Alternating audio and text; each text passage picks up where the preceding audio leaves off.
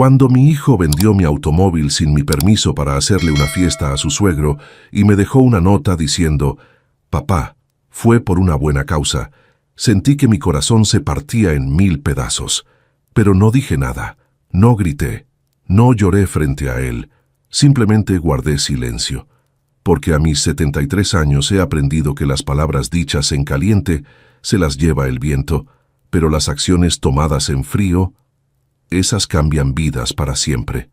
Me llamo Efraín Manuel Olivares y esta es la historia de cómo el silencio se convirtió en mi mejor arma. Pero antes de continuar, quiero pedirte un favor. Si esta historia te está tocando el corazón, suscríbete a este canal y déjame un comentario diciéndome desde qué parte del mundo me estás viendo.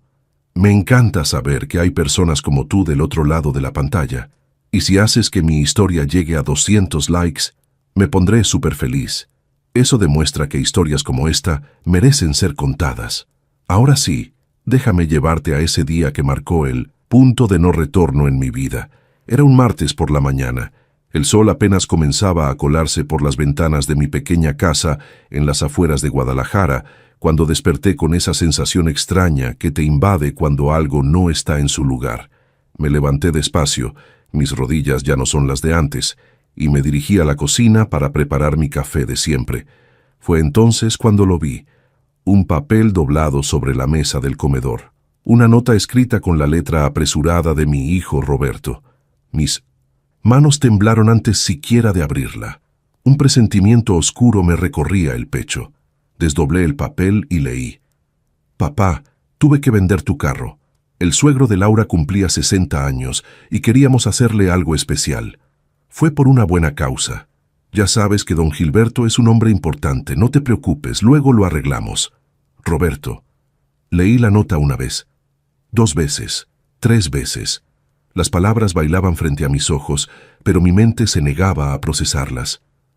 Mi carro, mi Nissan Suru 2015. ¿Qué había comprado con los ahorros de 5 años de trabajo? El mismo automóvil que me llevaba a mis citas médicas, al mercado, a visitar la tumba de mi difunta esposa cada domingo. Caminé hacia la ventana. El espacio donde siempre estacionaba mi vehículo estaba vacío. Solo quedaba una mancha de aceite sobre el concreto como una herida abierta. No era la pérdida del carro lo que me destrozaba. Era la forma, el descaro, la frialdad de esa nota. Fue por una buena causa. ¿Una buena causa? Hacer una fiesta para el suegro de su esposa era mejor causa que el respeto hacia su propio padre, que pedirme permiso, que al menos tener la decencia de consultarme. Me dejé caer en la silla del comedor, aún sosteniendo esa nota maldita entre mis dedos. Y en ese momento, en ese preciso instante, algo se rompió dentro de mí. No fue un quiebre ruidoso, sino silencioso, como cuando una rama seca finalmente cede después de años soportando demasiado peso. Pero no lloré. No llamé a Roberto gritando. No marqué su número 20 veces exigiendo explicaciones. Me quedé ahí en silencio, mientras una decisión comenzaba a formarse en lo más profundo de mi ser. Una decisión que cambiaría todo. Para entender por qué ese momento me marcó tan profundamente, necesitas conocer de dónde vengo. Necesitas saber quién es Efraín Manuel Olivares y qué ha tenido que atravesar para llegar hasta aquí. Nací en 1952, en un pueblo pequeño del estado de Jalisco, tan pequeño que ni siquiera aparece en la mayoría de los mapas. Mi padre era campesino y mi madre vendía tamales en el mercado. Éramos 7 hermanos y la comida nunca alcanzaba para todos. Aprendí desde niño que en esta vida nadie te regala nada y que el trabajo duro es la única moneda que vale la pena. A los 14 años dejé la escuela para ayudar a mi familia. Trabajé en el campo, en construcción, en lo que fuera necesario. Cuando cumplí 22, conocí a Remedios, la mujer que se convertiría en mi esposa y en el amor de mi vida. Nos casamos en 1975 con lo poco que teníamos. Yo había ahorrado para comprarle un anillo sencillo de plata y ella usó el vestido de novia de su hermana mayor. La fiesta fue en el patio de la casa de mis suegros, con pozole hecho por las tías y música de un primo que tocaba la guitarra. No teníamos nada, pero lo teníamos todo. 2 años después, nació Roberto, mi hijo, mi primogénito, mi alegría más grande. Recuerdo que cuando el doctor me lo puso en brazos por primera vez en ese hospital público de Guadalajara, hice una promesa silenciosa. Este niño tendría todo lo que yo nunca tuve. Estudiaría, tendría oportunidades, no conocería el hambre ni la humillación. Y cumplí esa promesa. Trabajé doble turno en una fábrica textil durante años. Remedios lavaba ropa ajena para sacar un poco más de dinero. Vivíamos en un cuartito alquilado donde apenas cabíamos los 3. Pero Roberto siempre tuvo sus útiles escolares completos, sus zapatos nuevos cada año, su uniforme limpio y planchado. Cuando Roberto tenía 8 años, Remedios comenzó a sentirse mal. Al principio pensamos que era cansancio, pero los dolores fueron empeorando. Después de meses de estudios en el Seguro Social, llegó el diagnóstico que nos destrozó: cáncer de ovario, etapa avanzada. Vendimos todo lo que teníamos de valor para pagar los tratamientos que el seguro no cubría. Remedios luchó como una guerrera durante 2 años, pero el 3 de marzo de 1987, mientras yo le sostenía la mano, mi esposa cerró los ojos para siempre. Roberto tenía apenas 10 años cuando se quedó sin madre. A partir de ese día fui padre y madre. Cocinaba, lavaba, planchaba, ayudaba con las tareas y seguía trabajando jornadas agotadoras para que no nos faltara nada. Hubo noches en que caía rendido en la cama sin siquiera cenar, pero me levantaba al día siguiente porque mi hijo me necesitaba. Cuando Roberto entró a la secundaria, conseguí un mejor trabajo en una empresa de transportes. Ya no hacía labor física tan pesada, pero las horas seguían siendo largas. Aún así, nunca falté a sus festivales escolares, a sus partidos de fútbol los sábados, a las juntas con sus maestros. Vi a mi hijo crecer. Lo vi convertirse en un joven trabajador, responsable. Se graduó de la preparatoria, el primero en nuestra familia en lograrlo, y luego estudió administración de empresas en una universidad pública. Yo pagué cada inscripción, cada libro, cada pasaje de autobús. Sentía que todos mis sacrificios habían valido la pena. Roberto consiguió un buen trabajo en una empresa de importaciones. Se compró su propio carro. Comenzó a vestirse bien, a frecuentar lugares que yo nunca había pisado. Me sentía orgulloso. Mi hijo había logrado lo que yo soñé para él, una vida mejor. Luego conoció a Laura. Era una chica de buena familia, hija de empresarios. Al principio me dio gusto que Roberto hubiera encontrado a alguien. Se casaron en 2018 en un salón elegante. Yo me sentí un poco fuera de lugar entre tanta gente bien vestida, pero era la boda de mi hijo, y ahí estaba yo con mi único traje sonriendo en las fotos. Durante los primeros meses todo pareció normal. Roberto me visitaba, me llevaba al doctor cuando era necesario, me llamaba por teléfono. Pero poco a poco, las cosas comenzaron a cambiar. En 2020, después de años de ahorrar cada peso, finalmente cumplí un sueño. Compré mi primer automóvil propio, un Nissan Tsuru 2015, usado, pero en buenas condiciones. Le había puesto mi corazón a ese carro. Lo lavaba cada domingo, lo cuidaba como un tesoro. Representaba mi independencia, mi esfuerzo, mi dignidad de hombre que a pesar de su edad seguía siendo capaz de valerse por sí mismo. Ese carro significaba que ya no tenía que pedirle favores a nadie para ir al doctor, que podía visitar la tumba de Remedios cuando quisiera, que podía hacer mis compras sin depender del camión urbano. Era mucho más que un vehículo, era mi libertad. Y Roberto lo sabía. Sabía cuánto me había costado comprarlo, sabía lo que significaba para mí. Sabía que yo lo cuidaba como si fuera un hijo más. Por eso lo que hizo dolió tanto, porque no fue solo vender un carro, fue vender mi esfuerzo, mi dignidad, mi autonomía, y encima justificarlo con una nota fría y una excusa que me ponía en segundo plano frente a un desconocido. Un suegro valía más que su propio padre. Esa fue la verdad que tuve que enfrentar aquella mañana de martes, sentado en mi cocina, con esa nota en la mano y un vacío inmenso en el pecho. Los cambios no llegaron de golpe. Fueron sutiles al principio, como esas grietas pequeñas en una pared que ignoras, hasta que un día la pared entera se derrumba. Todo comenzó aproximadamente 6 meses después de la boda. Roberto empezó a cancelar nuestras comidas de los domingos. «Papá, es que los suegros de Laura nos invitaron a comer», me decía. «O, disculpa, pero tenemos un compromiso con la familia de ella». Siempre había una excusa. Siempre ellos eran la prioridad. Al principio lo entendí. Es normal que un hombre casado tenga que dividir su tiempo. Me decía a mí mismo que era parte de crecer, de formar su propia familia. Pero las cancelaciones se volvieron costumbre, y las visitas que antes eran semanales se convirtieron en mensuales, luego en cada 2 meses. Cuando yo lo llamaba, sus respuestas eran cada vez más cortas. «Estoy ocupado, papá. Luego te marco». Pero ese luego nunca llegaba. Un día me atreví a visitarlo sin avisar. Llegué a su departamento en la zona residencial, donde vivía con Laura, un lugar elegante que yo ayudé a amueblar dándole dinero para el enganche, y toqué la puerta. Laura me abrió, y su rostro no mostró precisamente alegría. «Ay, don Efraín, qué pena. Roberto no está. Salió con mi papá a ver unos negocios», me dijo con una sonrisa que no llegaba a sus ojos. «No te preocupes, hija, ¿puedo esperarlo un rato?» Vi cómo dudaba, cómo miraba hacia adentro del departamento como si mi presencia fuera un inconveniente. «Es que tengo una reunión en línea en un rato. Mejor, háblale por teléfono para que coordinen, ¿sí?» Me cerró la puerta con educación, pero con firmeza. Bajé las escaleras de ese edificio sintiéndome más pequeño que nunca.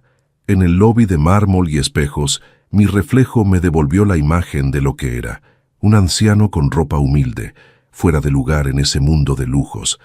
Las cosas empeoraron cuando conocí a don Gilberto, el padre de Laura. Fue en el cumpleaños de Roberto del año pasado. Yo llegué con un pastel que había comprado en la panadería del barrio y un regalo sencillo, una camisa que encontré en oferta. Don Gilberto llegó en su camioneta BMW, vestido con ropa de marca, y le regaló a Roberto un reloj que probablemente costaba más que todos mis ahorros juntos. Durante la reunión, don Gilberto acaparó toda la atención. Contaba anécdotas de sus viajes a Europa, de sus negocios, de sus propiedades. Todos lo escuchaban fascinados. Yo intenté participar en la conversación un par de veces, pero mis palabras parecían caer en el vacío. En un momento, don Gilberto le dijo a Roberto: «Mijo, cuando quieras te llevo a conocer la quinta que tengo en Tequesquitengo. Podemos ir en lancha, hacer una carnita asada, invitar a unos amigos. Ahí es otro nivel, te lo aseguro». Roberto respondió emocionado: «Claro que sí, don Gilberto. Sería un honor». Yo estaba sentado al lado, invisible. Nadie me preguntó si yo tenía algún plan con Roberto. Nadie sugirió que yo podría acompañarlos. Era como si no existiera. Esa noche regresé a mi casa con el corazón apretado. Me senté en mi vieja mecedora, la misma donde Remedios solía tejer mientras veíamos televisión, y me permití llorar por primera vez en años. ¿Qué había hecho mal? ¿No había sido suficiente todo lo que di? ¿Acaso el amor de un padre se mide por la cantidad de dinero que tiene en el banco? Los meses siguientes fueron una colección de pequeñas humillaciones, como aquella vez que necesité que Roberto me llevara al hospital porque tenía una cita importante con el cardiólogo. Lo llamé con una semana de anticipación. «Cuenta con eso, papá, ahí estaré», me prometió. El día de la cita esperé frente a mi casa desde las 7 de la mañana. Mi consulta era a las 9. A las 8:30 lo llamé. No contestó. A las 8:40 le mandé mensaje. Nada. A las 8:50, en pánico, tuve que pedirle ayuda a mi vecino don Jacinto, que tuvo la bondad de llevarme. Llegué tarde a la consulta. El doctor me regañó por mi falta de puntualidad y me dio otra cita para el mes siguiente. Roberto me llamó hasta las 6 de la tarde. «Ay, papá, lo siento mucho. Se me olvidó por completo. Es que don Gilberto me pidió que lo acompañara a una reunión importante, y ya sabes cómo es él. No se le puede decir que no. ¿Pudiste ir?» «Sí, hijo, don Jacinto me llevó». «Ah, qué bueno. Bueno, papá, tengo que colgar, luego hablamos». No hubo disculpa real, no hubo remordimiento en su voz, solo una excusa y una despedida rápida. Pero lo que más me dolió fue el día del padre de este año. Esperé todo el día una llamada, una visita, algo. Preparé birria. la favorita de Roberto desde niño, pensando que tal vez se aparecería por sorpresa. Puse la mesa para dos. Calenté las tortillas. Pasaron las horas. El mediodía llegó y se fue. La tarde cayó. La birria se enfrió. A las 9 de la noche, cuando ya había perdido toda esperanza, me llegó un mensaje de texto. «Feliz día, papá. Perdón por no ir, pero los suegros organizaron una comida familiar y no pudimos faltar. Luego nos vemos». Adjuntó una foto. En ella estaban Roberto, Laura, don Gilberto, doña Mercedes y toda la familia de ella, todos sonriendo en un restaurante elegante, brindando con copas de vino. Mi hijo estaba celebrando el Día del Padre, con su suegro. Yo estaba en mi casa, solo, con un plato de birria fría y una mesa puesta para dos. Esa noche guardé la comida en el refrigerador y me fui a dormir sin cenar. No por falta de hambre, sino porque tenía un nudo en la garganta que no me dejaba tragar. Me quedé mirando el cinto techo durante horas, preguntándome en qué momento perdí a mi hijo, en qué momento dejé de ser importante, en qué momento me convertí en el padre incómodo, el que estorbaba, el que no estaba a la altura de la nueva familia de Roberto. Pero nunca, ni en mis peores pensamientos, imaginé que lo siguiente que haría sería vender mi carro sin mi permiso. Eso fue cruzar una línea que no debió cruzarse jamás. Después de leer esa nota, me quedé sentado en mi cocina durante más de una hora. El café que había preparado se enfrió en la taza. El reloj de pared marcaba el paso del tiempo con su tic-tac monótono, pero yo estaba congelado en ese momento. Fue por una buena causa. Esas palabras retumbaban en mi cabeza como campanas de iglesia un día de funeral. Finalmente, con las manos temblorosas, marqué el número de Roberto. Tenía que escucharlo de su propia voz. Necesitaba una explicación que le diera sentido a lo incomprensible. El teléfono sonó 5 veces antes de que contestara. Bueno, su voz sonaba despreocupada, normal. «Roberto, soy yo, tu papá». «Ah, papá, ¿ya viste la nota?» La frialdad de su tono me atravesó como un cuchillo. «Sí, la vi. Roberto, ¿cómo pudiste vender mi carro sin preguntarme? Es mi carro, hijo. Lo compré con mis ahorros, con mi esfuerzo». Hubo un silencio breve al otro lado de la línea. Luego, un suspiro de impaciencia. «Papá, era necesario. Mira, don Gilberto cumplía 60 años y Laura quería hacerle algo especial. Ya sabes cómo es ella con su papá. Es un hombre muy importante. Tiene muchas relaciones y queríamos quedar bien. La fiesta costó mucho dinero. ¿Y mi carro? ¿Cuánto te dieron por él?» 70,000 pesos. Un conocido del suegro lo compró. Le di buen precio porque necesitábamos el dinero rápido. 70,000 pesos. Mi carro valía al menos 100,000 en el mercado. Lo había vendido barato, apurado, sin siquiera intentar conseguir un mejor comprador. «Roberto, ese carro era mío. Yo lo necesito para ir al doctor, para mis cosas». «¿Cómo? Voy a moverme ahora». «Papá, puedes usar el transporte público. Mucha gente lo hace. Además, ya no estás para andar manejando tanto. A tu edad es hasta peligroso». Cada palabra era una bofetada. ¿A mi edad? Tengo 73 años. No soy inválido. Y ese carro me costó 5 años de ahorros. No tenías derecho. «Papá, no te pongas dramático». Su voz ahora tenía un tono de molestia. «Fue por una buena causa. La familia de Laura es muy importante para nosotros. Don Gilberto me está ayudando. Mucho en el trabajo, me está abriendo puertas. Teníamos que hacer esa inversión en la relación». «¿Inversión? ¿Con mi carro? ¿Sin consultarme?» «Mira, papá, yo tengo las llaves de tu casa para emergencias. Tú me las diste. Los papeles del carro estaban en el cajón de tu escritorio. Era la única forma de conseguir el dinero a tiempo. Ya está hecho. Cuando tenga dinero extra, vemos qué podemos hacer. Pero ahorita no es posible». «¿Cuándo vas a reponerlo?» Otra pausa. «Papá, no puedo prometerte. Algo así ahorita. Laura y yo tenemos muchos gastos. Estamos pensando en comprar una casa más grande. Los suegros nos van a ayudar con el enganche, pero tenemos que ahorrar para los muebles, para la decoración». No podía creer lo que estaba escuchando. Estaba hablando de casas, de muebles, de sus planes con su esposa y sus suegros, mientras a mí me había dejado sin transporte, sin dignidad, sin ni siquiera una consulta previa. «Roberto, ¿Te das cuenta de lo que hiciste? No solo me quitaste mi carro, me quitaste mi independencia, me hiciste sentir como si mis cosas, mi esfuerzo, mi vida entera valieran menos que una fiesta para tu suegro. Ay, papá, siempre tan exagerado. Ahora su tono era definitivamente molesto. Nadie te está faltando al respeto. Fue una situación extraordinaria. Don Gilberto es un hombre que merece reconocimiento. Ha hecho mucho por Laura, por su familia. Es justo que nosotros le retribuyamos. ¿Y yo? ¿Yo qué soy? ¿No he hecho nada por ti? Papá, eso es diferente. Tú eres mi papá, es tu obligación. Así son las cosas. Esas palabras me dejaron sin aliento. Obligación. Todo lo que hice por él, los turnos dobles, las noches sin dormir, los sacrificios, las comidas que me salté para que él comiera, los años que dediqué a ser padre y madre, todo eso era simplemente obligación.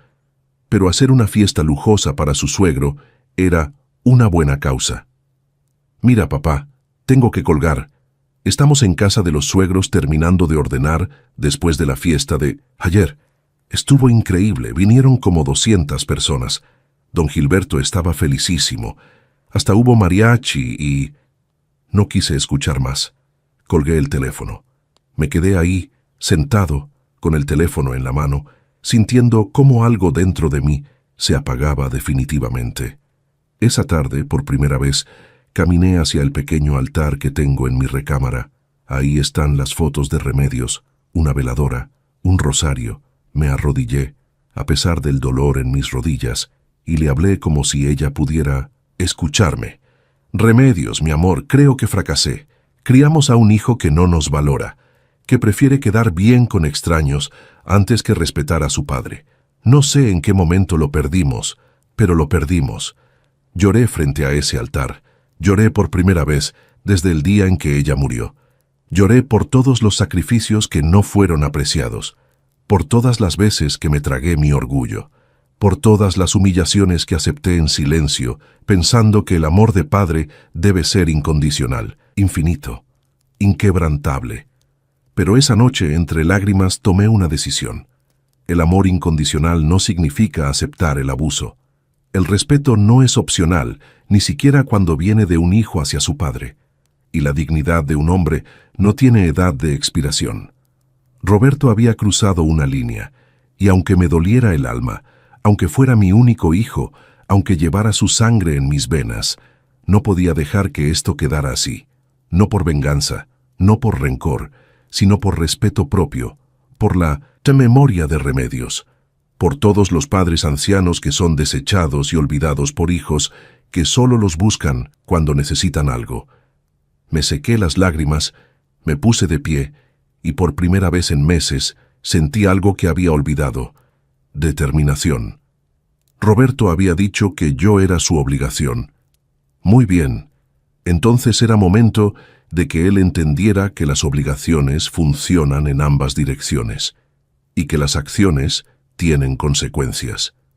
Los días siguientes a esa conversación con Roberto fueron extraños, silenciosos, pero no el silencio vacío de la derrota, sino el silencio denso de quien está tomando decisiones importantes. No volví a llamarlo, no le reclamé más, no busqué explicaciones adicionales ni súplicas de perdón que sabía que nunca llegarían. Simplemente me dediqué a pensar y a actuar. La primera noche, después de colgar el teléfono, no pude dormir. Me la pasé dando vueltas en la cama, mirando el techo, escuchando los ruidos nocturnos del barrio. Pero mi mente estaba trabajando a toda velocidad. Pensé en mi vida entera, en Remedios, en los sacrificios, en las promesas que le hice a mi esposa en su lecho de muerte. Voy a cuidar a nuestro hijo, voy a darle lo mejor, voy a asegurarme de que sea un buen hombre. ¿Había fallado? ¿O simplemente había amado demasiado y exigido muy poco? Al amanecer tomé una decisión clara. No iba a gritar, no iba a hacer escándalos, no iba a mandar mensajes dramáticos ni a buscar confrontaciones. Eso no era mi estilo, y además ya había aprendido que las palabras se las lleva el viento, pero los hechos quedan grabados para siempre. Esa misma mañana, Pedí ayuda a mi vecino don Jacinto para que me llevara al centro de la ciudad. Tenía asuntos que resolver. Primera parada, el despacho del licenciado Méndez, un abogado que conocía desde hacía años. Era hijo de un antiguo compañero de trabajo y me había ayudado con trámites legales en el pasado. Don Efraín, qué gusto verlo. ¿En qué puedo ayudarle? Me recibió con calidez en su pequeña oficina. Me senté frente a su escritorio y fui directo al grano. Licenciado, necesito hacer algunos cambios en mis papeles, en mi testamento específicamente. Me miró con atención profesional. Claro, don Efraín. ¿Qué tipo de cambios tiene en mente? Durante la siguiente hora le expliqué mi situación, no con dramatismo, sino con hechos. Le conté sobre la venta del carro, sobre los años de distanciamiento, sobre el desprecio gradual.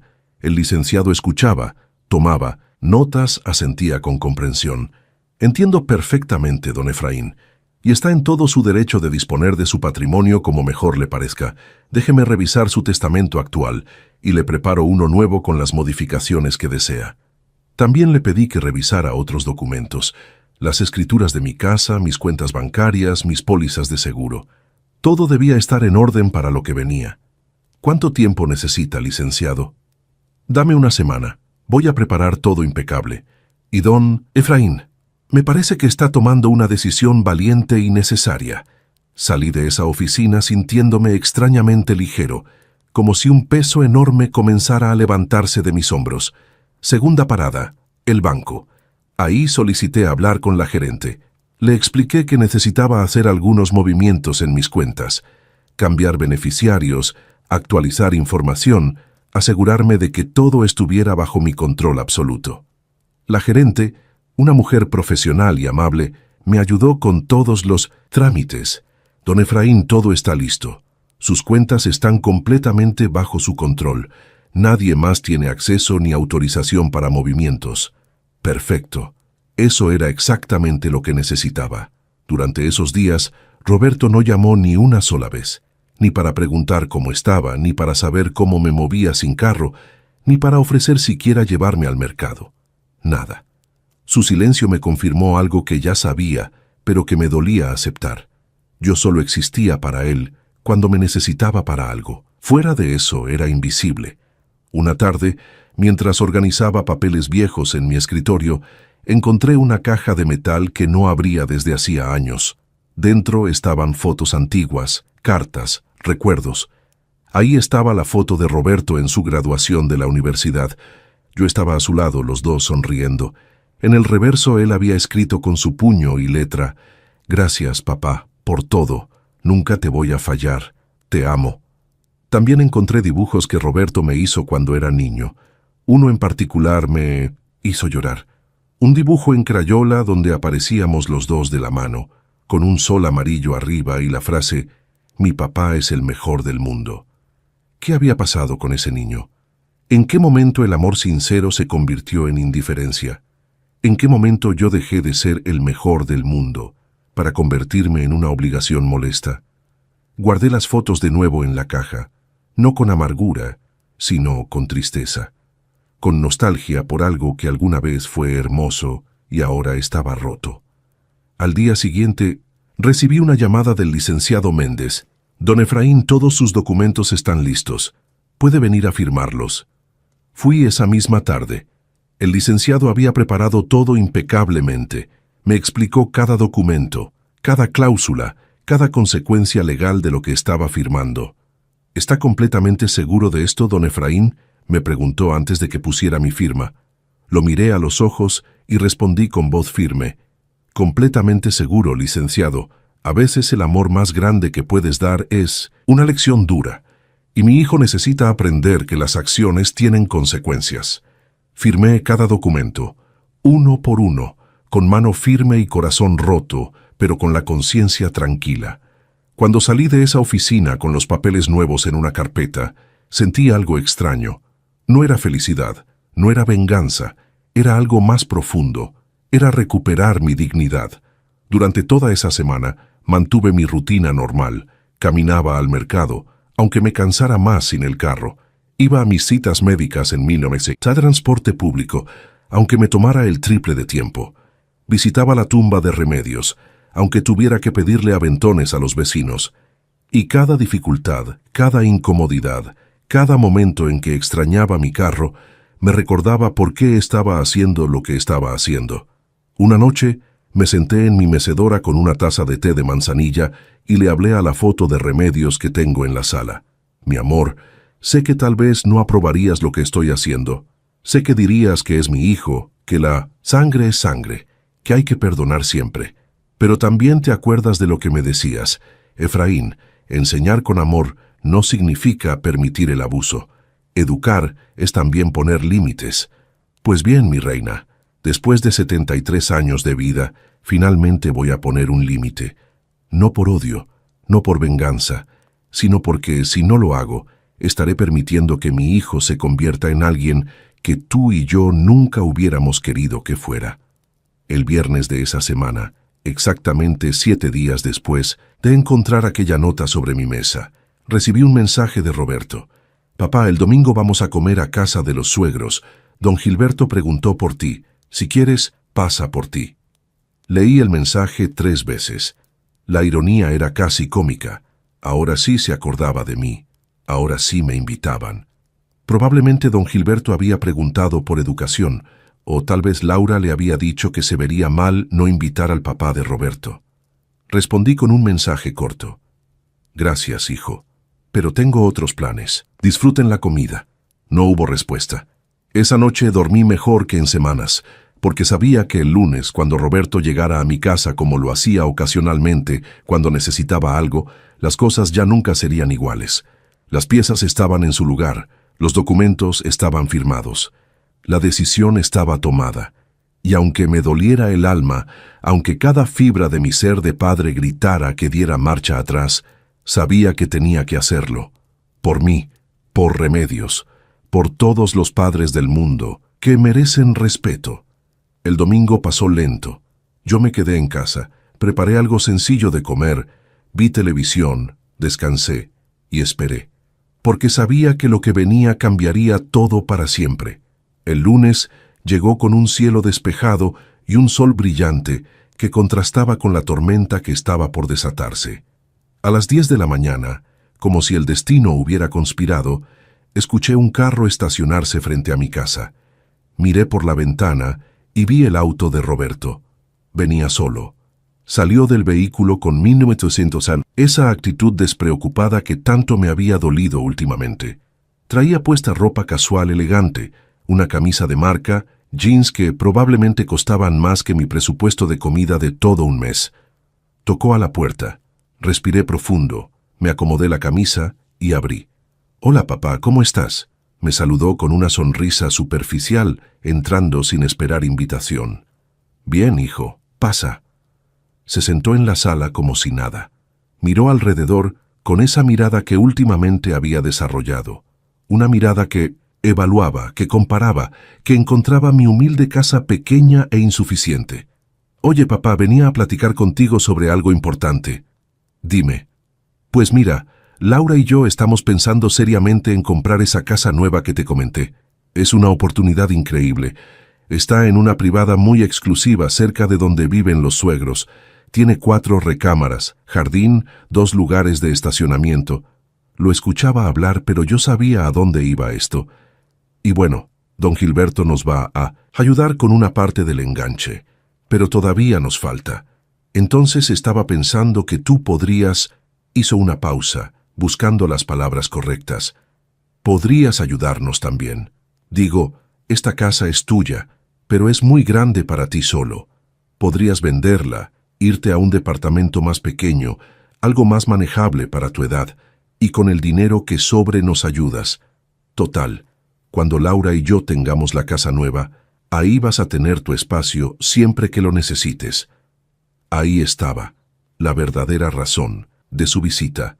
No venía a disculparse por el carro, no venía a preguntarme cómo estaba sobreviviendo sin transporte, no venía a ver si necesitaba algo, venía a pedirme que vendiera la casa que construí con Remedios, la casa donde crié a mi hijo, la casa llena de recuerdos y vida, para financiar su nueva vida con su esposa y su suegro. ¿Y qué opinas, papá? Es una buena inversión para todos. Tú estarías más cómodo en algo pequeño, sin tanto que mantener, y nosotros podríamos finalmente tener el patrimonio que merecemos. Me quedé mirándolo en silencio durante unos segundos que parecieron eternos. Roberto, comencé con voz calmada, tengo algo que mostrarte. Su rostro mostró confusión. ¿Mostrarme qué? Me levanté despacio de mi silla, fui a mi habitación y regresé con la carpeta que había traído del despacho del licenciado Méndez. Me senté frente a él y puse la carpeta sobre la mesita de centro. ¿Qué es eso?, preguntó con cierta impaciencia. Son documentos legales. Documentos que firmé la semana pasada. Abrí la carpeta y saqué el primer documento, mi Nuevo Testamento. Este es mi testamento actualizado. Como verás, he hecho algunos cambios importantes. Roberto tomó el documento con curiosidad. Comenzó a leerlo. Vi cómo sus ojos se movían sobre las palabras, cómo su expresión cambiaba gradualmente de confusión a incredulidad y finalmente a shock. ¿Qué es esto, papá? Su voz había perdido toda la seguridad anterior. Es muy simple, hijo. Como verás ahí, he decidido que, cuando yo muera, esta casa, la casa que tú querías que vendiera, no será para ti. Será donada a una organización de beneficencia que ayuda a ancianos abandonados. Mis ahorros, lo poco que tengo en el banco, también irán para esa causa. Tú no heredarás absolutamente nada. Roberto se puso pálido. No, no puedes hacer esto. Sí puedo, y ya lo hice. Está todo legal, firmado ante notario, registrado. Es irrevocable. Pero soy tu hijo. Es mi derecho. ¿Tu derecho? Mi voz se mantuvo calmada, pero firme. ¿Cómo fue mi derecho que me consultaras antes de vender mi carro? ¿Cómo fue tu derecho faltarme al respeto una y otra vez? Saqué otro documento de la carpeta. Este es el segundo documento. Como verás, también he revocado todos los accesos que tenías. Ya no tienes llaves de esta casa. Ya no eres beneficiario de mis cuentas bancarias. Ya no tienes ningún poder ni autorización sobre nada que sea mío. Papá, esto es una locura. ¿Por qué estás haciendo esto? Por primera vez en toda la conversación mi voz se quebró levemente, pero no de debilidad, sino de emoción contenida. ¿Por qué, Roberto? ¿De verdad me preguntas por qué? Me puse de pie. Roberto seguía sentado con los documentos temblando en sus manos. Vendiste mi carro sin mi permiso para hacerle una fiesta a tu suegro. Me dejaste sin transporte, sin independencia, y tu única justificación fue que era por una buena causa. Cuando te reclamé, me dijiste que yo era tu obligación y que don Gilberto merecía reconocimiento. Me has ignorado durante años. Has cancelado comidas, has olvidado promesas, has dejado de visitarme. El Día del Padre lo pasaste con tu suegro mientras yo estaba solo en esta casa. Y ahora vienes a pedirme que venda mi casa, la casa donde tu madre y yo te criamos, para que tú y tu esposa puedan vivir cerca de ellos. Roberto intentó hablar, pero yo continué. He sido padre y madre para ti. Trabajé 2 turnos durante años para darte educación. Me desvelé cuidándote cuando estabas enfermo. Vendí todo lo que teníamos de valor para intentar salvar a tu madre. Te di todo lo que tenía. Y para ti fui solo una obligación, un estorbo, alguien que no estaba a la altura de tu nueva vida. Papá, yo nunca... Sí, Roberto, sí lo hiciste. Con cada acción, con cada palabra, con cada decisión, me demostraste que para ti yo valgo menos que tu suegro, que mi esfuerzo de toda una vida vale menos que una fiesta, que mi dignidad no merece ni siquiera una consulta antes de disponer de mis cosas. Las lágrimas comenzaron a rodar por las mejillas de Roberto, pero yo ya había llorado demasiado. Ahora era momento de firmeza. Entonces decidí darte exactamente lo que me pediste, tratarte como tú me trataste.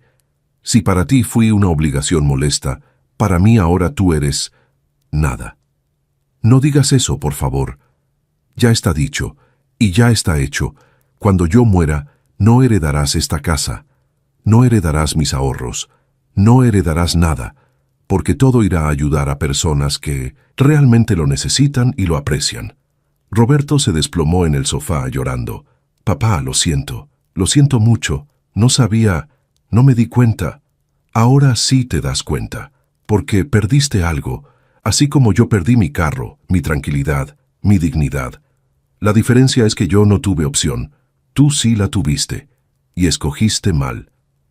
Me acerqué a la puerta y la abrí. Creo que debes irte, Roberto. Ya no hay nada más que hablar. Él se levantó tambaleándose, con los documentos todavía en la mano, las lágrimas corriendo por su rostro. Papá, por favor, dame otra oportunidad, puedo cambiar, puedo... Las oportunidades se dieron, hijo, durante años, en cada comida cancelada, en cada promesa rota, en cada desprecio, tenías la oportunidad de hacer las cosas diferente. Ya no hay más. Roberto caminó hacia la puerta. Se detuvo en el umbral, volteó a verme con ojos suplicantes. ¿Nunca me vas a perdonar? Lo miré directamente a los ojos. El perdón no es el problema, Roberto. El problema es el respeto, y eso ya se perdió. Cerré la puerta. Escuché sus pasos alejándose. Escuché su carro arrancar. Escuché cómo se alejaba. Y entonces, solo entonces, me permití sentarme y respirar. No sentía triunfo, no sentía alegría, pero sí sentía algo que había perdido hacía mucho tiempo. Dignidad. Han pasado 3 meses desde aquel lunes. Roberto intentó llamarme varias veces durante las primeras semanas, dejaba mensajes de voz llorando, pidiendo perdón, rogando una oportunidad. Laura también me llamó, una vez tratando de interceder, diciéndome que Roberto estaba muy mal, que no comía, que no dormía. No respondí ninguna llamada. No por crueldad, sino porque sabía que si cedía, si abría esa puerta aunque fuera una rendija, todo volvería a ser como antes. Y yo no podía permitirlo. Hace un mes Roberto se apareció en mi casa sin avisar. Tocó la puerta durante 20 minutos. Yo estaba adentro, escuchando, pero no abrí. Eventualmente se fue. 2 semanas después, me llegó una carta por correo. Era de su puño y letra. En ella me contaba que había terminado su relación con don Gilberto y su familia política, que se había dado cuenta de que había estado viviendo una mentira, tratando de impresionar a gente que solo lo valoraba por lo que podía darles. Decía que había entendido la lección, que ahora comprendía el dolor que me causó, que lamentaba profundamente cada decisión equivocada. La carta terminaba con una frase: «Papá, perdí mucho más que una herencia. Perdí al mejor hombre que he conocido, y eso no tiene precio». Guardé la carta en la caja de metal donde están las fotos antiguas, los dibujos de cuando era niño, los recuerdos de lo que alguna vez fuimos. ¿Lo he perdonado? Sí. En mi corazón ya lo perdoné, porque el rencor solo envenena al que lo carga. ¿Voy a cambiar mi testamento y devolverle todo? No. Y aquí está la parte importante de mi historia, la razón por la que quise contarla. Perdonar no significa olvidar las consecuencias. Amar a un hijo no significa permitir que te falte al respeto. Ser padre no significa ser un esclavo emocional de tus hijos. A mis 73 años he aprendido algo fundamental. La dignidad no tiene edad.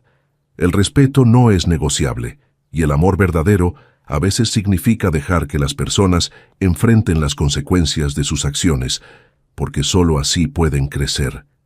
¿Me duele? Todos los días. Roberto es mi único hijo, mi sangre, mi legado. Pero también he descubierto algo hermoso en estos meses de soledad. He recuperado mi paz. Ya no espero llamadas que no llegan. Ya no me siento invisible. Ya no cargo con la ansiedad de preguntarme si valgo menos que otras personas. He hecho nuevos amigos en el centro comunitario del barrio. Don Jacinto y yo jugamos dominó 2 veces por semana.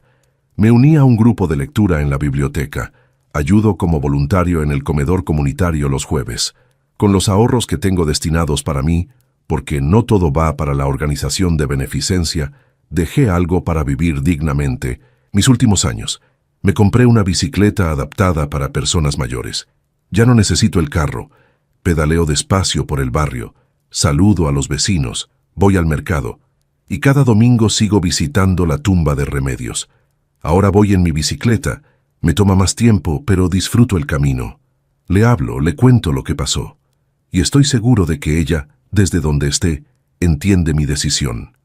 Mi amor, le dije el domingo pasado, sé que criamos a Roberto con todo nuestro amor, pero también sé que parte de amarlo es enseñarle que la vida tiene consecuencias, que el respeto se gana y se pierde, y que ningún hijo, por más sangre que comparta contigo, tiene derecho a pisotear tu dignidad. Si estás viendo esta historia y tienes padres, abuelos, personas mayores en tu vida, valóralos. No esperes a que sea demasiado tarde. No des por sentado su amor, su sacrificio, su presencia. Y si eres un padre o madre que está pasando por algo similar, recuerda que tu vida, tu esfuerzo, tu dignidad, tienen valor. No permitas que nadie, ni siquiera tus propios hijos, te haga sentir lo contrario. El respeto es la base de cualquier relación sana, incluso entre padres e hijos. Mi nombre es Efraín Manuel Olivares. Tengo 73 años. Mi hijo vendió mi carro para hacerle una fiesta a su suegro, y yo le enseñé que las acciones tienen consecuencias. No me arrepiento, porque después de todo, la lección más grande que puedes darle a alguien que amas es enseñarle a valorar lo que tiene. Incluso si eso significa que te pierda a ti. Esta es mi historia, mi verdad, mi lección. Y si te llegó al corazón, compártela. Porque en algún lugar hay un padre esperando respeto y un hijo que necesita despertar antes de que sea demasiado tarde. Gracias por escucharme. Y recuerda, nunca es tarde para defender tu dignidad. ¿Te gustó la historia? Suscríbete al canal y descubre muchos otros relatos impactantes.